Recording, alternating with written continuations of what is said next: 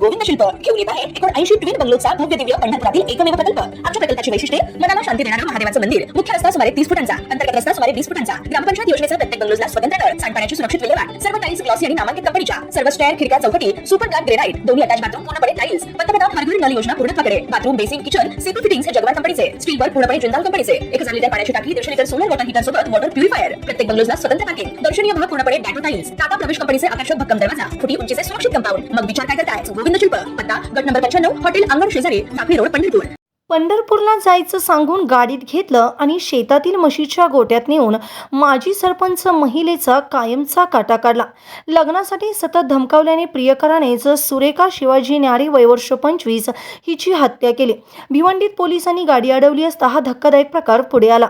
त्यानंतर पोलिसांनी आरोपी प्रकाश उर्फ बाबू आनंदा पाटील वय वर्ष 40 राहणार शिरगाव याला ताब्यात घेतलं असून तपासातून अधिक माहिती समोर आली आहे।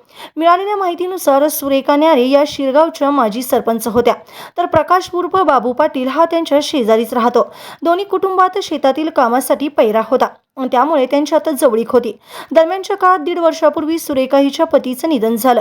त्यानंतर तिचे आणि प्रकाश यांच्यात प्रेम संबंध जुळले। पुढे सुरेखा वारंवार लग्नासाठी तगादा लावायला लागली। त्यातूनच चिडलेला प्रकाश याने सुरेखाचा कायमचा काटा काढण्याचा निर्णय घेतला। सुरेखा हिला पंढरपूरला जाऊ असे सांगत प्रकाश याने आपल्या गाडीत घेतलं। त्यानंतर पंढरीकडे न जाता थेट गावाबाहेरील लिंडोरी येथील शेतात नेलं। तिथे त्याचा म्हशीचा गोठा होता। त्याच गोठ्यात रविवारी सकाळी 11:30च्या सुमारास प्रकाशने सुरेखाचा गळा ओढून खून केला। त्यानंतर याबाबत कुणालाही थांगपत्ता लागू नये म्हणून मृतदेह मुंबईच्या समुद्रात टाकण्याचा निर्णय घेतला। प्रकाशाने सुरेखाचा मृतदेह पोत्यात बांधून स्वतःच्या गाडीच्या डिकीत ठेवला। त्यानंतर गाडी घेऊन रात्रभर प्रवास करत थेट भिवंडीत पोहोचला। तिकडे गेल्यानंतर त्याने कळशी येथील आपल्या भाच्याला फोन केला, घडलेली हकीकत सांगितली आणि पुढील कटाची माहिती दिली।